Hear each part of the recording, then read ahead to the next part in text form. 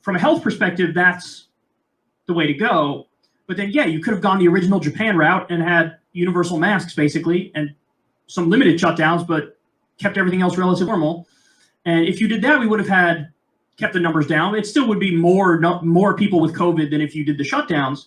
But at least you could have had some sort of mitigation effort that worked. And then in that scenario, you do sort of increase freedom a little bit because people could still kind of go about their normal. Okay. Remember, secular talk, the way you speak with your royal we's and everything, you're ignoring the reality of things, right? That it's not, we could do this. It's, hey, since I'm controlling this narrative so well here, my side gets to force everybody if we want. Hey, fun. You don't have to choose to do that, asswipe. Like I said, you don't need to tell me how much risk I'm at or whether or not I want to go out without any indication whatsoever that I'm sick and operate under the assumption, because I can't prove I'm not sick, can't prove I won't get sick, that you now have good claim over my behavior. Now, this has never happened before with anything comparable. And when I say comparable, I mean in terms of fatality numbers, in terms of total net harms to human health, actually. I read an article the other day that said 700,000 people last year died of AIDS. Damn those capitalists. Because the drugs to save people from AIDS exist. 700,000 people still died of it anyway. What I said in the beginning, let this fucking thing run its course and do not try to impose your frame of reference on me. Because it's not appropriate, right? If somebody's in a vulnerable population, I said for somebody one time, like, why don't just the people who are in vulnerable populations be responsible for locking down and all that kind of stuff? They're the ones who have to avoid the virus. The person said, we can't lock down all our old people. We've locked down everybody, retard. That includes the old people. This is the kind of shit I hear. I shit you not.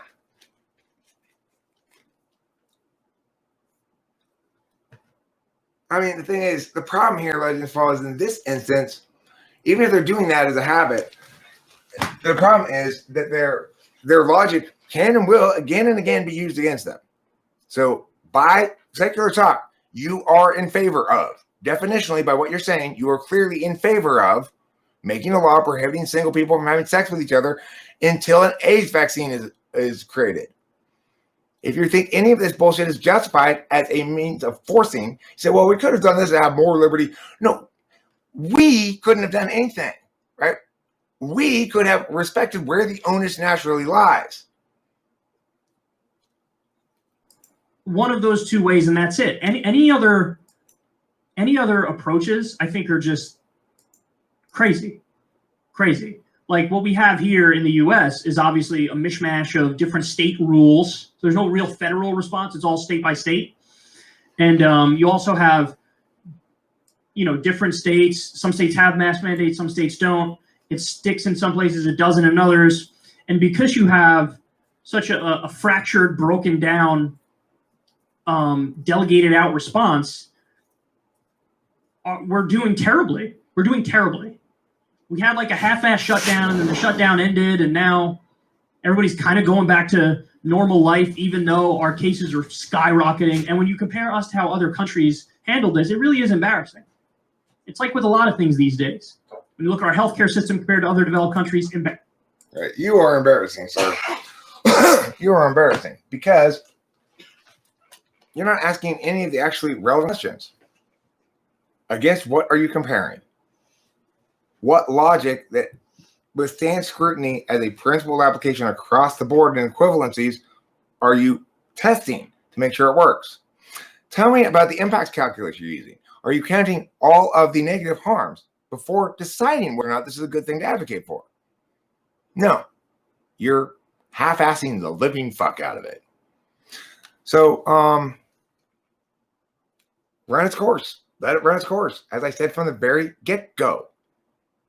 And for those, Sean Marman says it's collectivist versus individualist. There are no collectivists, really.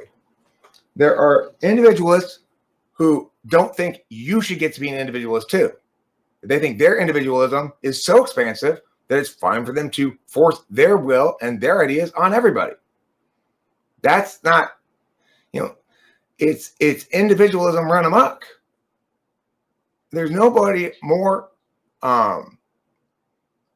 overwhelmingly selfish and self-serving than the person who imposes his frame of reference on an entire nation state without even doing the basic argumentational legwork.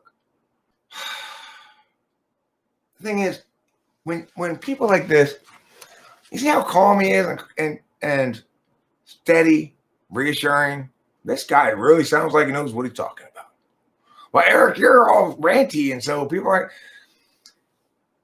There are occasions when it is genuinely the case that people need to wake up.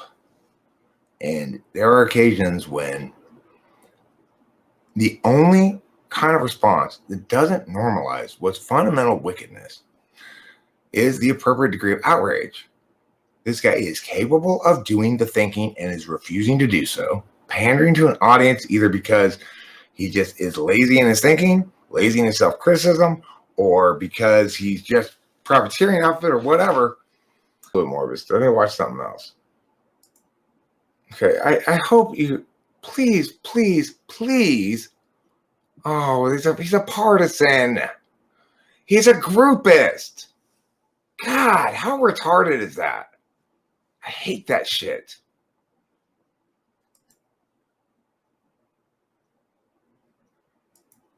We are live, bitches. Welcome. So, let's see, let me refresh this. Okay, that didn't work. INFP. Of course, what I'm trying to do INFP, is possibly get ENFP? into the back end of this Possibly ENFJ. YouTube live stream. I'll start talking about stuff in a minute. Don't worry about that. There we go. Live control room. Boom shakalaka, bitch. Okay. Here we are. Okay, you need to stop calling. So I'll take some super chats in a little bit, but first let me run through some stuff that I want to talk about. How gracious of you! I see everybody. You're gonna take some super chats a little bit. In the chat. Wow, what a gentleman! Holla for $1. Is that what I'm doing wrong? Is this what the fuck I'm doing wrong? I'm gonna give this a shot and see. I think maybe I just figured out exactly what I'm doing wrong. Okay. So I'm guessing, I'm going to try this. Hey, bitches, give me money. Is it somehow that work? I will tell you this in no uncertain terms. Percentage chance of it raining ISTJs, about 3% chance, which is too low percent chance for him to stay out of the slammer. He's got to go to type jail. You're not an ISTJ. It's not your fault. Okay, look. I don't care about your typology mistake, really, but I just have a job to do. I got to take you to type jail. But the thing is, I understand it's not your fault. It's that stupid test fault. So, but I'm gonna maybe put some of this video up. I'm not sure. I just got so mad when I saw that stupidity, and I see more stupidity from him. It's like I don't like his affect. He's got 500 million views. He's talking about that, He's got 500 million total views on his channel. Well, good for him, I mean, obviously, he probably won't even ever encounter my critique of him because if you've got 800,000 subscribers, you're not paying that much attention to what some random person out there says about you. Plenty of random people are saying plenty of random stuff about him, I'm sure, Okay, so boo failure, boo failure. Let's see what you're talking here. The Democrats don't self-correct. They don't. Whenever a Republican drags the spectrum to the right, the Democrats follow and go further to the right. Talk about poisoning the well, right? The Democrats don't self-correct. So every time there's anything that the Republicans favor, we consider that a move to the right, and that the necessity is for us to move further back to the left to correct against that. Of course, we're not moving in any direction. A policy is a specific policy that either is a good idea or a bad idea on its own merits. So, for example, somebody who advocates policy and understands it well said at the beginning of this COVID thing, let it run its course. Somebody who doesn't think well and thinks very poorly, like you, is still complaining that we're not locking down hard enough or we're not consistent enough, but you're not making a real advocacy of the only thing that you should make a real advocacy for, namely let it run its course. Have a clear advocacy here. On this one, it's cut and dry, black and white. You don't need to pussyfoot around the issue. You don't need to pretend as though complaining about the U.S. failing and falling short is somehow meaningful activity. Your complaints, sir, are misleading and devious. I see them for what they are. Not arguments, certainly not arguments worth listening to. Rather, heartless caricatures, heartless and cruel caricatures of real arguments. Statement you make is totally empty. Exactly. And you're like, oh, Democrats historically failed to self-correct. So note what you're noting here, that if in fact the Democrats move to the right because that's the way to appeal to a majority of the population, the Democrats are failing to correct properly. So in other words, when the Democrats moved to the right, quote unquote, and Bill Clinton got elected, that was a failure of the Democrats to self-correct left more and lose to the Republicans again. That's so it's like, it's not just on TI grounds that it's an abject failure. It's on TE grounds that it's an abject failure. So, this guy is clearly getting by on Effie and poop dust or something. I don't know. But what do I make of NTJ for him? I mean, he's not really, listen to the shit he says, right? He's not saying anything worth anything. So the notion of the backlash theory is, no, Trump gets elected and then the left goes, fuck this, we're going to go further left and get our shit together. But in my opinion, that doesn't really happen. What happens is Democrats run to the right to catch up to the Republicans. So that's a little disagreement that I have with Jimmy Dore. I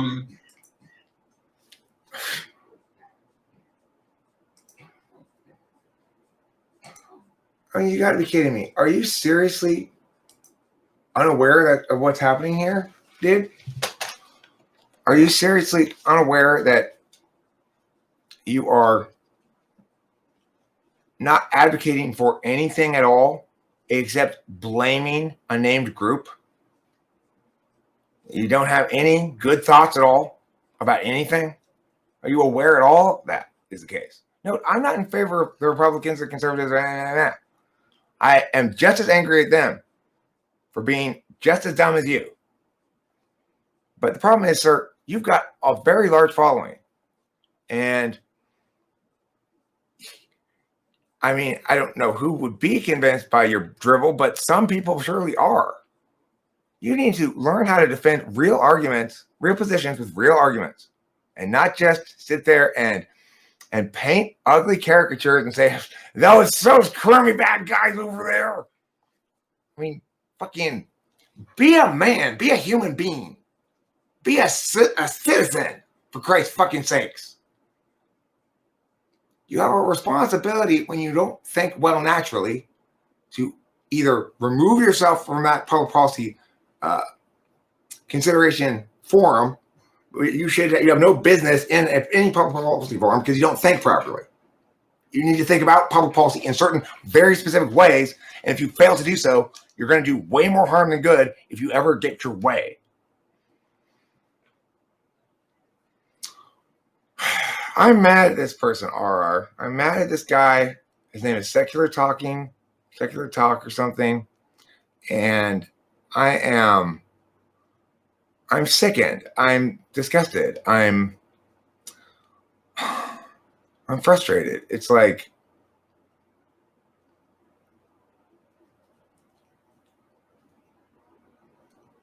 there's zero chance that he would ever be able to engage in any kind of meaningful conversation about anything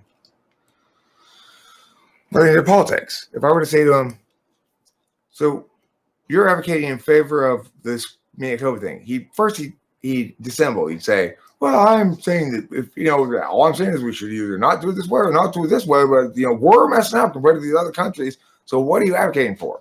Well, we need to be clear and firm, federal action, blah, blah. Okay, so you are advocating in favor of sterner lockdowns. He doesn't want to say that. He doesn't want to say that explicitly. That's what he's doing. So he's one of those people that I can tell you right away, he would be unable to engage ideationally in any meaningful sense. He's him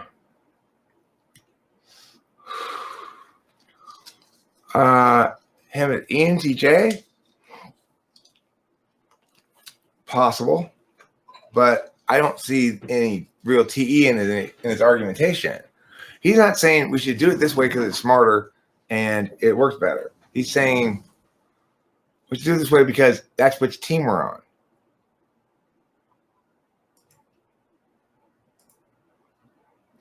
But yeah, I would have tried to do something either way. So we did something when Trump won. If Hillary had won, we would have done something as well. Well, Sam, I got some bad news for you, man. Justice Democrats only does national elections. They don't do state elections. So neither way can you be a JD. But you can run as a progressive. You can run as somebody on the left for sure. And you run for whatever you feel you want to do. I mean, I think you probably have a better chance if you run as a state senator. That's what you're asking, state senator, right?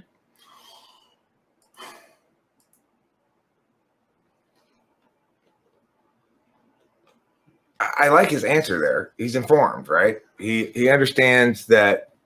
So there's actually some good TI there. He's saying, okay, well, actually, that's not the way it works, but it's good TI about TE. And so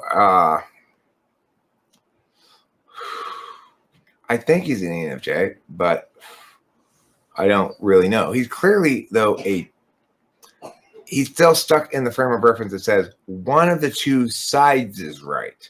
Or the middle ground, one of those three. And I just don't, email anthrax, I don't care about the type jail at all, frankly. What I'm saying is, he's not an ISTJ. He's definitely not an ISTJ. Can I join again? Of course, sure. Yeah, running as, say they believe in libertarianism, all believe in that kind of a system, and then let's argue against that. That's just silly. You're not having an actual conversation. It's mental masturbation if you do that. You want to have a conversation and talk about how you disagree with democratic socialism and social democracy? Talk about Norway, Denmark, Iceland, Sweden, Finland, Greenland, some aspects of Canada and Australia. Talk about that. But you can't talk about that because those countries are fucking wonderful. They're objectively measured to be the best countries on earth. They have rigorous study.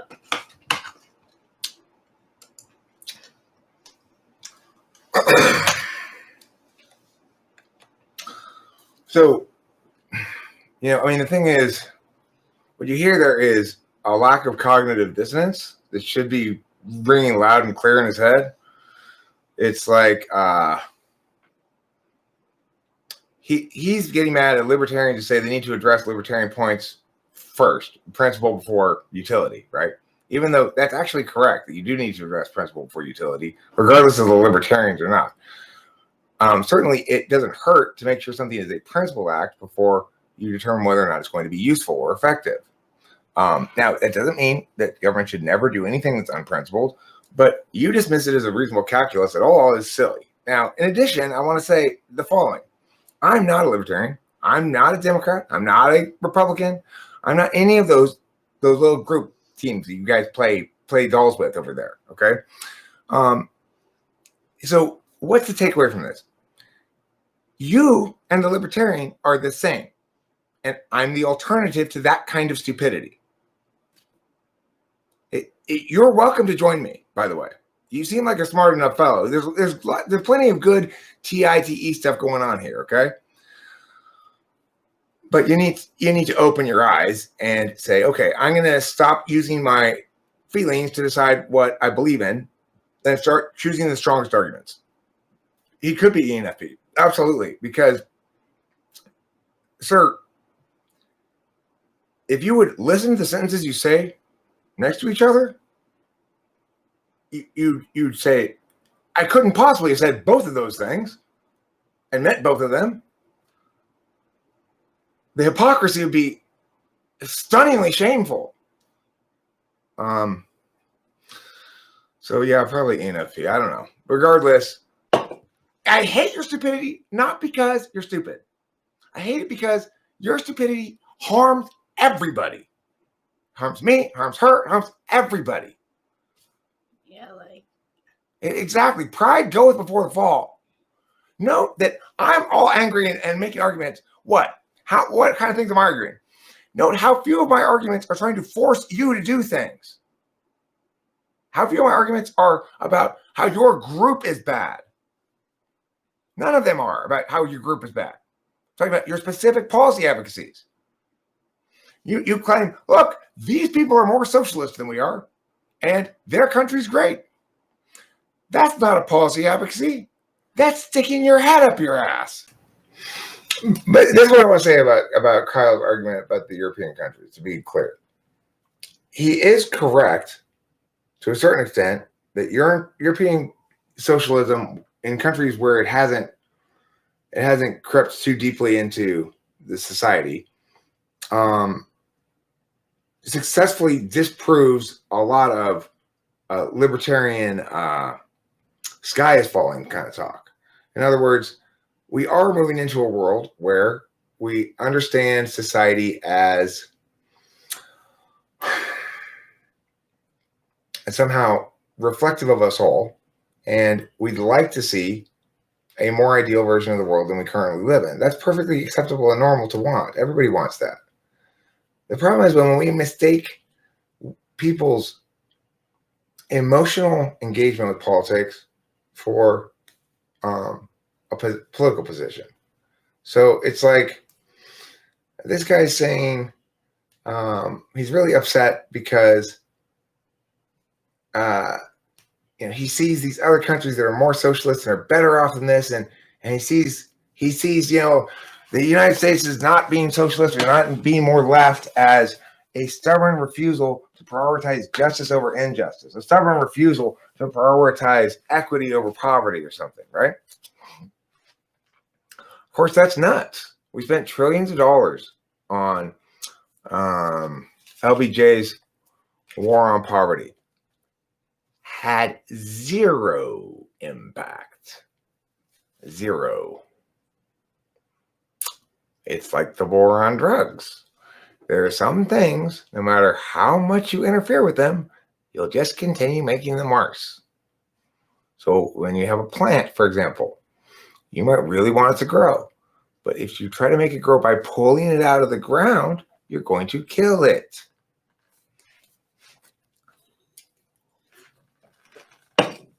So yeah, I get it, secular talk. You and I are probably in broad agreement, generally, about what the ideal future would look more like for the average person. How the ideal future would be more equitable in division and its outcomes, as well as in its processes. The difference between you and me is you think that's adequate. That's all you need to know for the policy advocacies. All you need to know is the desired goal. And then it's just a matter of hashing out the details. Just devils in the details. We'll just work it out. You're either on the right side, in which case you agree and you hate poverty and you love Democrats, or you're on the wrong side, in which case you're a fascist. So the thing is, of course, the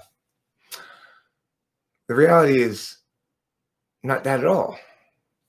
It's nothing like that. It's that